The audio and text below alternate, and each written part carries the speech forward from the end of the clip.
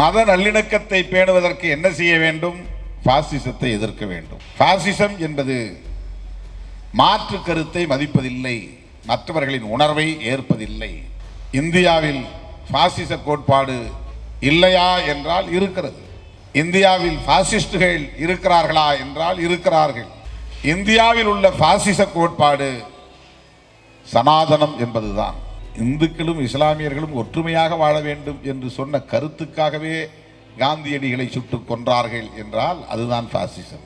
இந்தியாவில் உள்ள பார்ப்பனர்களை, எல்லா பார்ப்பனர்களை விட நாங்களே உயர்ந்தவர்கள் என்கிற கருத்தியல் கொண்டவர்கள், மற்றவர்களை விட நாங்களே உயர்ந்தவர்கள் என்கிற எண்ணம் இருக்கிறதே, அதுதான் பாசிசம். RSS இயக்கத்தை உருவாக்கிய சித்பவன் பார்ப்பனர்கள், கோல்வார்க்கர், அவரை பின்பற்றிய சீடர்கள் அனைவரும் ஹிட்லரை ஒரு முன்மாதிரியாக எடுத்துக் கொள்கிறார்கள். பிராமணர்கள் எல்லா இந்துக்களிலும் விட உயர்ந்தவர்கள். இந்த கருத்து இழையோடிக்கொண்டே இருக்கும்.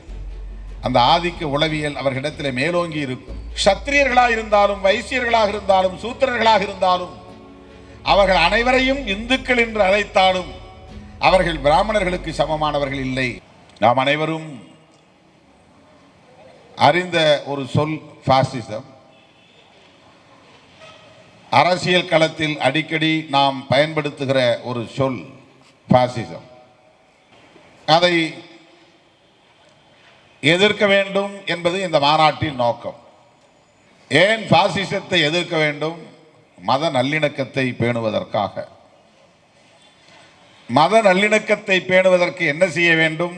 பாசிசத்தை எதிர்க்க வேண்டும். பாசிசம் என்பது தமிழ் சொல் இல்லை, ஆங்கில சொல்லும் இல்லை, உருது சொல்லும் இல்லை, அராபிய சொல்லும் இல்லை. இது ஒரு ஜெர்மானிய மொழி. உலக வரலாற்றில் ஹிட்லரையும் முசோலினியையும் நாம் கேள்விப்பட்டிருக்கிறோம், படித்திருக்கிறோம். அடுத்தடுத்து வருகிற தலைமுறைகளுக்கு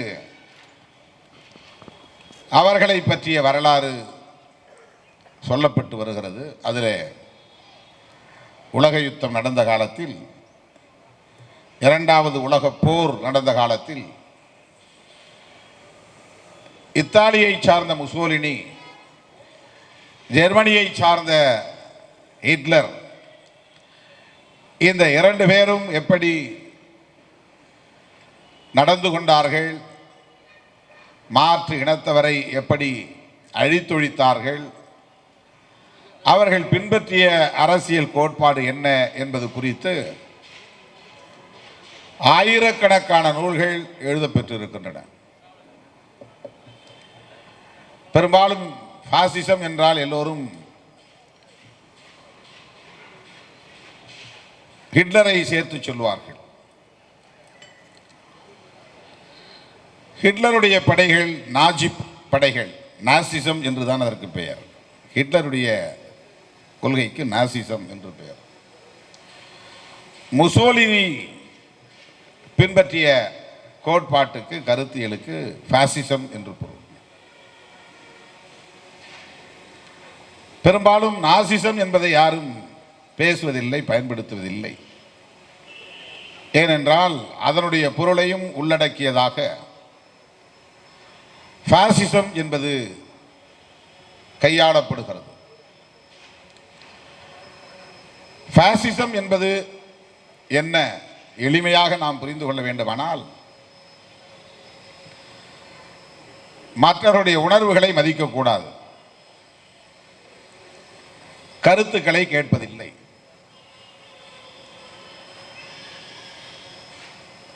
தன்னிச்சையாக எந்த முடிவையும் எடுத்தல், அந்த முடிவை தனக்குள்ள அதிகாரத்தை பயன்படுத்தி நடைமுறைப்படுத்துதல், அதை மீறுகிறவர்களுக்கு கடுமையான தண்டனையை கொடுத்தல்.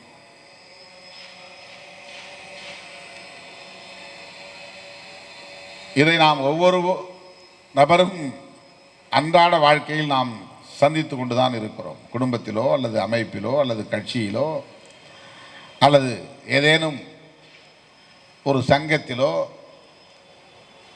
சில தனிநபர்களின் போக்குகளில் அதை நம்மால் பார்க்க முடியும். ஆகவே இது முசோலினிக்கு மட்டுமே உரியது அல்லது ஹிட்லருக்கு மட்டுமே உரியது என்று எண்ணிவிடக்கூடாது, அல்லது குறிப்பிட்ட ஒரு மதத்திற்குரியது கட்சிக்குரியது என்று இல்லை. பாசிசம் என்பது மாற்று கருத்தை மதிப்பதில்லை, மற்றவர்களின் உணர்வை ஏற்பதில்லை, கலந்து பேசி முடிவெடுப்பதில்லை. அப்படி என்றால் அது ஜனநாயகத்திற்கு எதிரானது என்று பொருள். ஜனநாயகம் என்பதற்கு நேர் எதிரான ஒரு சொல்லாடல் தான் பாசிசம். உண்மைக்கு எதிரான சொல் பொய்.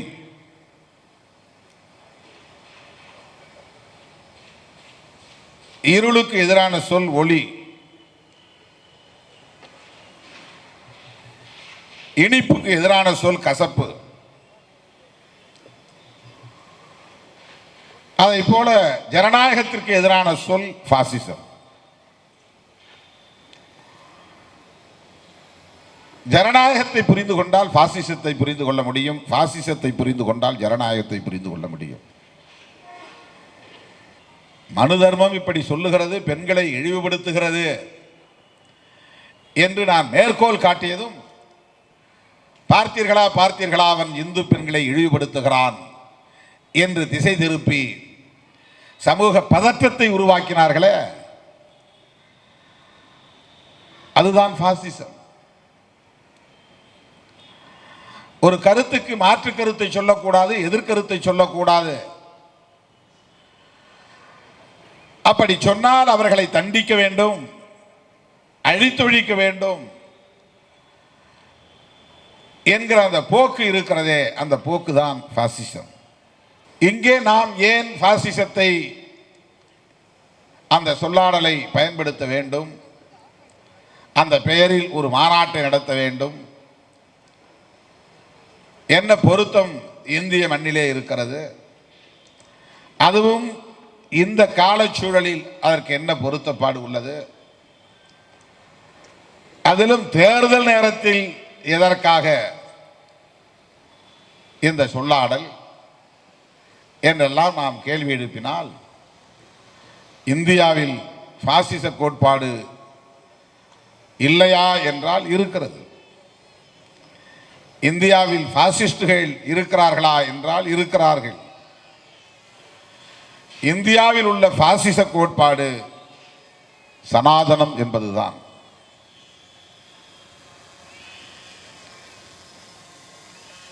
இந்தியாவில் பாசிஸ்டுகள் யார் என்றால் சங் பரிவார்கள் தான் வெளிப்படையான பாசிஸ்டுகள். பிஜேபி கட்சியை சார்ந்தவர்கள்.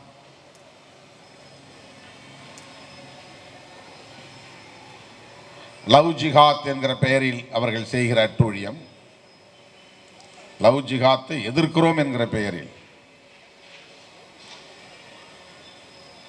அவர்கள் செய்கிற அரசியல்,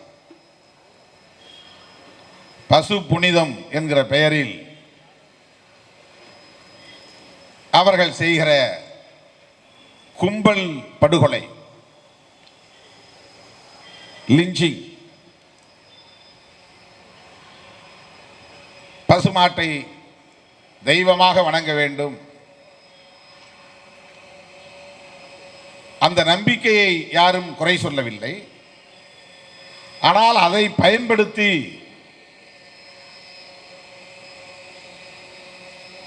மாட்டுக்கறியை தின்னக்கூடாது, மாட்டுக்கறி தின்பவர்களை கொலை செய்வோம், மாட்டு வணிகத்தில் ஈடுபடுகிறவர்களை கும்பல் கும்பலாக சேர்ந்து அடித்தே கொலை செய்வோம் என்கிற அந்த போக்கு இருக்கிறதே, அந்த போக்குக்கு பெயர் தான் பாசிசம். கர்வாப்சி என்கிற பெயரில் இந்திய மண்ணில் யாரும் இஸ்லாமியர்களாகவோ கிறிஸ்தவர்களாகவோ பார்சிகளாகவோ மாற்று மதத்தை பின்பற்றக்கூடாது, அனைவரும் தாய் மதம் திரும்ப வேண்டும் என்று வற்புறுத்துவது, அச்சுறுத்துவது, அதன் பெயரில் படுகொலைகளை செய்வது, இதுதான் பாசிசம். ஜனநாயகத்தை உயர்த்தி பிடித்தால் மார்க்சியத்தை பேசினால், மாவோயிசத்தை பேசினால் அவர்களை தனிநபர்களாக இருந்தாலும் கூட கைது செய்து NIA சட்டத்தின்படி சிறைப்படுத்திவிட முடியும். எந்த காலத்திலும் அவர்கள் பிணையில் வெளிவர முடியாது.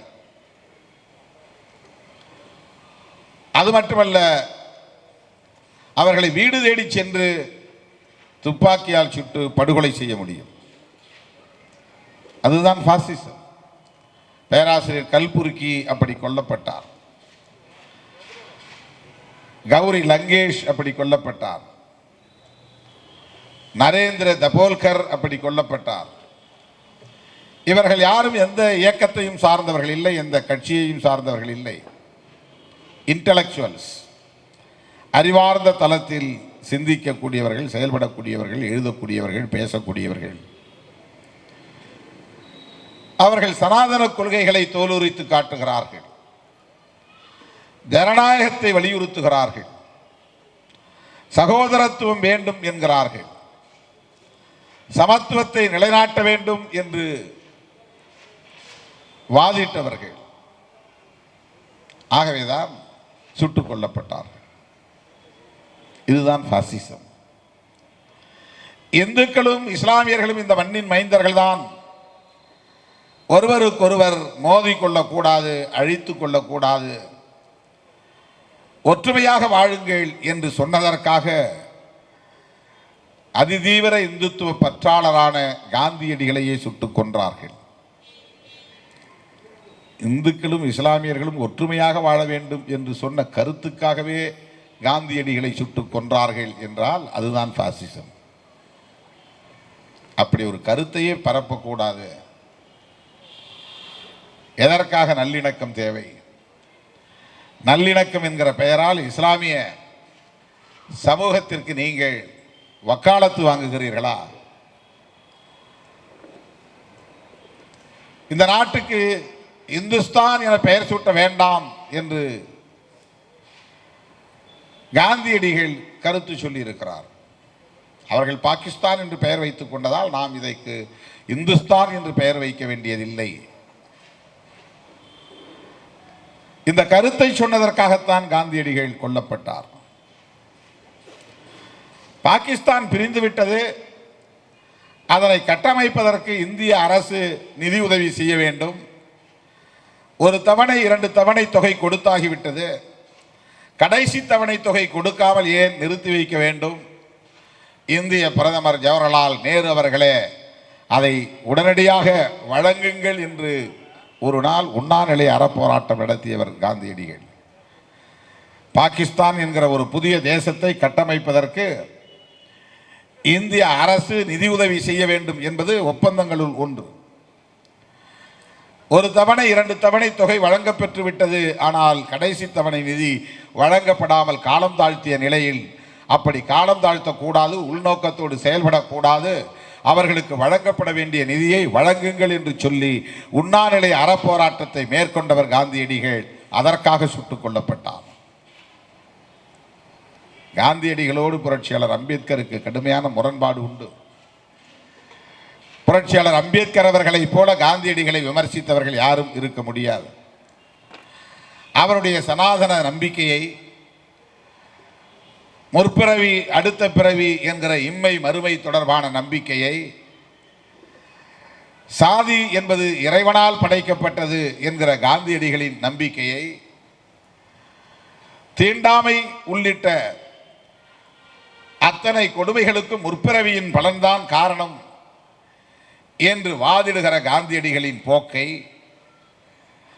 புரட்சியாளர் அம்பேத்கர் அவர்கள் அறவே மறுத்தார், எதிர்த்தார், இன்னும் சொல்ல போனால் வெறுத்தார். அந்த அடிப்படையில் காந்தியடிகளோடு புரட்சியாளர் அம்பேத்கருக்கு முரண்பாடு உண்டு என்கிற போது எமக்கும் அதிலே முரண்பாடு உண்டு. ஆனால் காந்தியடிகளை சுட்டுக் கொன்றது எந்த வகையிலும் நியாயமில்லை, ஏற்புடையதில்லை. ஆகவே மாற்று கருத்தை சொன்னதற்காக, மாற்று கருத்தை பரப்பியதற்காக அவரை சுட்டுக் கொன்ற அந்த நடவடிக்கை இருக்கிறதே, அந்த போக்கு இருக்கிறதே, அதுதான் பாசிசம். உத்தரப்பிரதேசத்தில் தாத்ரி என்கிற இடத்திலே ஒருவன் வீட்டுக்குள்ளே புகுந்து இவன் என்ன குழம்பு வைத்திருக்கிறான், என்ன கறி குழம்பு வைத்திருக்கிறான் என்று அவன் அடுப்படிக்குள்ளே நுழைந்து அந்த குழம்பு சட்டிக்குள்ளே கையை விட்டு குழம்பு கறி குழம்பு தான், இது மாட்டுக்கறி குழம்பு தான் என்று சந்தேகப்பட்டு அவனை அடித்தே கொன்றார்களே, அதுதான் பாசிசம். தோழர்களே, ஆர்எஸ்எஸ் இயக்கத்தை உருவாக்கிய மகாராஷ்டிர மாநிலத்தை சார்ந்த சித்பவன் பார்ப்பனர்கள், சித்பவன் என்பது ஒரு பார்ப்பன சமூகத்தின் பெயர். ஐயர் என்பதை போல, ஐயங்கார் என்பதை போல, மேற்கு வங்கத்திலே முகர்ஜி என்பதை போல, பானர்ஜி என்பதை போல, காஷ்மீரிலே பண்டிட் என்பதை போல, கேரளாவிலே நம்பூதிரிபாடு என்பதை போல, மகாராஷ்டிராவிலே சித்பவன் என்று அவர்களுக்கு பெயர். அவர்கள்தான் ஆர்எஸ்எஸ் இயக்கத்தை உருவாக்கிய பார்ப்பனர்கள். இந்தியாவில் உள்ள பார்ப்பனர்களை, எல்லா பார்ப்பனர்களை விட நாங்களே உயர்ந்தவர்கள் என்கிற கருத்தியல் கொண்டவர்கள், மற்றவர்களை விட நாங்களே உயர்ந்தவர்கள் என்கிற எண்ணம் இருக்கிறதே, அதுதான் பாசிசம். அவனை விட நான் மேல் சாதி என்கிற உளவியல் இருக்கிறதே, அந்த உளவியல் போக்குதான் பாசிசம். பெண்களை விட ஆண்கள் மேலானவர்கள் என்கிற எண்ணம் இருக்கிறதே, அதுதான் பாசிசம். ஆர்எஸ்எஸ் இயக்கத்தை உருவாக்கிய சித்பவன் பார்ப்பனர்கள், கோல்வார்க்கர், அவரை பின்பற்றிய சீடர்கள் அனைவரும் ஹிட்லரை ஒரு முன்மாதிரியாக எடுத்துக்கொள்கிறார்கள்.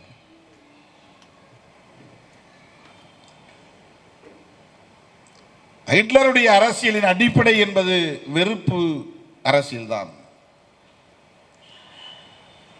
தம்முடைய சொந்த சமூகத்தை அணிதிரட்டுவதற்கு, அந்த சமூகத்தின் மீது பற்று காட்டுவதை விட அந்த சமூகத்திற்கு எதிரான ஒரு சமூகத்தின் மீது வெறுப்பை உமிழ்வது. ஆகவே இந்துக்களை இங்கே போலரைஸ் செய்வதற்கு, ஒருங்கிணைப்பதற்கு, அணிதிரட்டுவதற்கு, இந்துக்களை நான் நேசிக்கிறேன் என்ற பிரச்சாரம் செய்வதற்கு பதிலாக, இந்துக்களின் மீது எனக்கு பற்று உண்டு என்பதை பேசுவதற்கு பதிலாக, இந்துக்களின் நலன்களின் மீது அக்கறை காட்டுவதற்கு பதிலாக, இந்து சமூகத்தின் கல்வியை மேம்படுத்துவதற்கு பதிலாக, இந்து சமூகத்தின் பொருளாதார சிக்கலை தீர்ப்பதற்கு பதிலாக, இந்து சமூகத்திற்கு மாற்று சமூகமாக இஸ்லாமியர்களை நிறுத்தி இஸ்லாமியர்களின் மீது வெறுப்பை கக்குவது, ஒரு சமூகத்தை ஆதரவாக அணிதிரட்டுவது என்பது தவறல்ல. ஆனால் தன்னுடைய ஆதாயத்தை அடிப்படையாக கொண்டு, அரசியல் ஆதாயத்தை அடிப்படையாக கொண்டு அவர்களை அணிதிரட்டுவதற்காக இன்னொரு சமூகத்தின் மீது வெறுப்பை கக்குவது இருக்கிறதே, வெறுப்பு பிரச்சாரத்தை மேற்கொள்ளுகிற போக்கு இருக்கிறதே, அதுதான் பாசிசம். இந்த வெறுப்பு அரசியல் தான் பாசிசம். எனவே பாசிசம் என்பதை நாம் வெறும் சொல்லாக மட்டுமே புரிந்து கொள்ளக்கூடாது தோழர்களே. அது ஒரு கோட்பாடு, அது ஒரு கொடூரமான கருத்தியல், அது குரூரமான கருத்தியல், அது ஜனநாயகத்திற்கு எதிரான கருத்தியல், அது ஜனநாயகத்தை குழி தோண்டி புதைத்து விடக்கூடிய, அழித்தொழித்து விடக்கூடிய ஒரு கருத்தியல். ஆகவேதான் இது பிஜேபி எதிர்ப்பு என்று மாநாடு என்று போடவில்லை, ஆர்எஸ்எஸ் எதிர்ப்பு மாநாடு என்று போடவில்லை. பிஜேபி, ஆர்எஸ்எஸ் போன்ற அமைப்புகளை நாம் எதிர்ப்பதற்கு என்ன காரணம் என்றால், அவர்கள் உள்வாங்கி இருக்கிற, ஏற்றுக்கொண்டிருக்கிற, பரப்புகிற பாசிசம் என்கிற கருத்து. நமக்கு என்ன தனிப்பட்ட முறையிலே பிஜேபியின் மீது கோபம் ஒன்றும் கிடையாது. நமக்கு என்ன ஆர்எஸ்எஸ் இயக்கத்தின் மீது தனிப்பட்ட முறையிலே நாம் இயக்கம் நடத்துவது போல் அவர்கள் இயக்கம் நடத்தட்டும், அதிலே தவறில்லை. நமக்கு சமூக நீதி வேண்டும் என்று கோருவதைப் போல அவர்கள் சமூக நீதி கோரட்டும், வேண்டும் என்று சொல்லவில்லை. நமக்கு கல்வி உரிமை வேண்டும் என்பதைப் போல அந்த இயக்கமும் அவர்கள் சார்ந்த சமூகத்தினருக்கு கல்வி உரிமை கோருவதிலே தவறில்லை, வேலைவாய்ப்பு உரிமை கோருவதிலே தவறில்லை. ஆனால் அந்த இயக்கம் தோன்றிய காலத்திலிருந்து இன்றைய நாள் வரையில் அவர்கள் முன்மொழியக்கூடிய அரசியல் என்பது நாங்களே உயர்ந்தவர்கள், நாங்களே மேலானவர்கள், நாங்களே ஆளக்கூடியவர்கள், மற்றவர்கள் கீழானவர்கள், அடிமைகள்.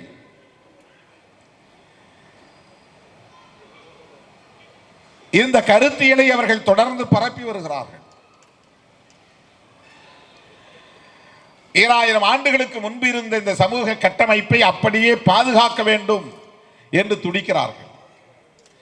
2000 ஆண்டுகளுக்கு முன்னால் இருந்த சமூக கட்டமைப்பு என்பது ஜனநாயகத்திற்கு புறம்பானது, சுதந்திரம், சகோதரத்துவம், சமத்துவம் என்கிற அடிப்படை ஜனநாயக கோட்பாடுகளுக்கு எதிரானது. No liberty, no fraternity, no equality. நீ நானும் ஒன்று கிடையாது. அரசியலில் அண்ணன் தம்பின்னு சொல்லிக்கலாம், ஆனால் நீ நானும் அண்ணன் தம்பி கிடையாது. எல்லோரும் இந்துக்கள் என்று சொன்னாலும் பிராமணர்கள் எல்லா இந்துக்களிலும் விட உயர்ந்தவர்கள். இந்த கருத்து இழையோடிக்கொண்டே இருக்கும். அந்த ஆதிக்க உளவியல் அவர்களிடத்தில் மேலோங்கி இருக்கும். சத்திரியர்களாக இருந்தாலும், வைசியர்களாக இருந்தாலும், சூத்திரர்களாக இருந்தாலும், அவர்கள் அனைவரையும் இந்துக்கள் என்று அழைத்தாலும் அவர்கள் பிராமணர்களுக்கு சமமானவர்கள் இல்லை. பிராமணர்களுக்கு மட்டுமல்ல, பிராமணர்களுக்கும் சத்திரியர்களுக்கும் சமத்துவம் இல்லை, சத்திரியர்களுக்கும் வைசியர்களுக்கும் சமத்துவம் இல்லை, வைசியர்களுக்கும் சூத்திரர்களுக்கும் சமத்துவம் இல்லை. வர்ணாசிரம தர்மப்படி ஒவ்வொரு வருணத்திற்குள்ளேயே இருக்கிற சாதிகள் சமத்துவம் இல்லை, சாதிகளுக்கு இடையிலே சமத்துவம் இல்லை. சூத்திரர்களாக ஆயிரக்கணக்கான சாதிகள் இருக்கும். ஒவ்வொரு சாதிக்கும் இடையிலும் உயர்வு தாழ்வு, உயர்வு தாழ்வு என்கிற உளவியல், பொது உளவியல் கட்டமைக்கப்பட்டிருக்கிறது. ஏன் நான் அடிக்கடி சொல்லுவதைப் போல பிராமண சமூகத்திற்குள்ளேயே பல சாதிகள் உள்ளன, அவை சமமான சாதிகள் அல்ல. தமிழ்நாட்டை சார்ந்த முன்னாள் குடியரசுத் தலைவர் ஆர் வெங்கட்ராம ஐயர் அவர்கள் கேரளாவில் உள்ள எந்த நம்பூதிரிப்பாடு வீட்டிலும் நுழைந்து விட முடியாது, அல்லது கொடுக்கல் வாங்கல் உறவை வைத்துக் கொள்ள முடியாது. ஐயர் ஐயங்காருக்குள்ளேயே பாகுபாடு இருக்கிறது, டிஸ்கிரிமினேஷன். ஏதோ தலித்துகளுக்கு மட்டும்தான் டிஸ்கிரிமினேஷன் இருக்கிறது என்று ஒரு பொது உளவியல் இங்கே கட்டமைக்கப்பட்டிருக்கிறது. அது அறியாமை, அது மிக மோசமான அறியாமை. The discrimination என்கிற பாகுபாடு என்பது மேல் கீழ் என்கிற பாகுபாடு, உயர்வு தாழ்வு என்கிற பாகுபாடு ஒவ்வொரு சாதிக்கிடையிலும் இருக்கிறது, ஒவ்வொரு சாதிக்கிடையிலும் இருக்கு. அதனால்தான் ஒவ்வொரு சாதியும் அகமண முறையை வைத்திருக்கிறது, புறமண முறை கிடையாது. சாதி விட்டு சாதி எந்த சமூகத்திலும் செய்ய முடியாது. தலித்தும் தலித் அல்லாதவர் மட்டுமல்ல, எந்த சமூகத்திலும் செய்ய முடியாது. அதை மீறினால் தண்டிக்க வேண்டும், அதுதான் பாசிசம்.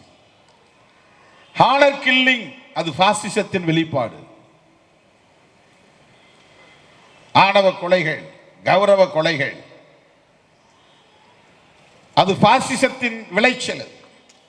எனவே பாசிசம் எங்கே இருக்கிறது? அது ஜெர்மனியில் இருக்கிறது என்று எண்ணிவிடக் கூடாது.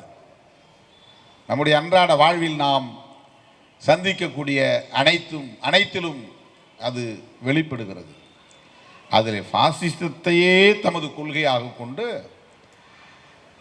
2000 ஆண்டுகளுக்கு முன்னால் இருந்த ஏற்ற தாழ்வு இந்த சமூக நீதியால் மெல்ல மெல்ல தகர்ந்து வருகிறது, நீர்த்து போய் வருகிறது என்பதால் தான் சமூக நீதிக்கு எதிராக, ஜனநாயகத்திற்கு எதிராக, அவற்றை வலியுறுத்துகிற இந்திய அரசமைப்பு சட்டத்திற்கு எதிராக, பெரும்பான்மையினருக்கும் சிறுபான்மையினருக்கும் இடையிலான நல்லிணக்கத்திற்கு எதிராக, சிறுபான்மையினரின் பாதுகாப்புக்கு எதிராக இங்கே சங் பரிவார அமைப்புகள் அரசியல் செய்கின்றன. அந்த அரசியலைத்தான் நாம் பாசிசம் என்று சுட்டி காட்டுகிறோம். அதைத்தான் நாம் எதிர்க்கிறோம்.